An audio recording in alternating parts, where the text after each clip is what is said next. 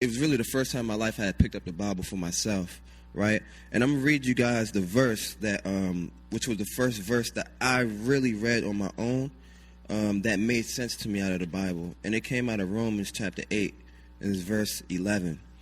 And it says, "But if the spirit of him who raised Jesus from the dead dwells in you, he who raised Christ from the dead will also give life to your mortal bodies through his spirit who dwells in you." Praise God.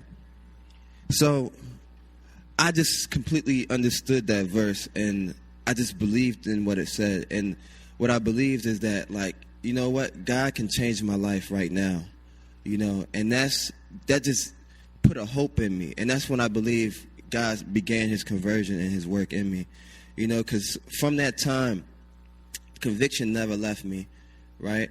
But every time I read the Bible, every time I prayed, or every time I spent quiet time alone with God, I felt peace, right? And I'm not understanding anything of what these things means at this time, but this is what was going on with me, and this was the experiences that I was having. So I was just learning to redirect my life.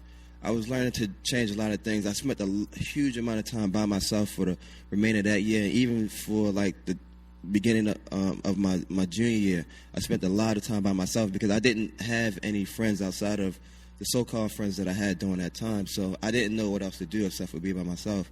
So it was just a lot of times with me and God. And I really cherish those times even to this day, because it was some of the best times in my life where it was just me and God.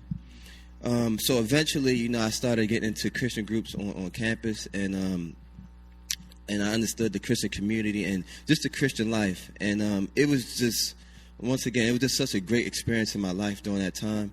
And, you know, God just started to introduce me into Christian living and kingdom living.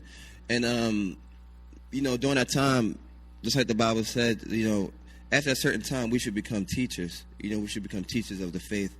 And I eventually, you know, started to become leaders on campus, and I had the opportunity to just teach a lot of people and just really teach them through my experience, which was such a real experience for me. And through that, a lot of other younger people coming in onto the campus also began to join the fellowship as well. So I started to see how not only did God bring me out of somewhere else, but he also positioned me in his work as well. So, like, I started to just find more purpose in living for Christ. And, you know, where I am now is, like, because of that foundation that I had during that time, now my lens on life is just seeing everything through that experience. So everything that I do is really just because of my love for God. Because of that experience, that one experience in my life, and I'm honestly I'm not doing a good job of explaining to you guys what that experience was like. Like I really felt like I had felt the judgment of God. Like it was so real, like it was so surreal that it was just crazy. I felt so paranoid and everything, but like this was my experience, you know. So you know, now, like I said, I just want to do everything I do to the glory of God. And, you know, as many of you know, I box, and that in itself is a testimony that, you know, if you want to hear more about that,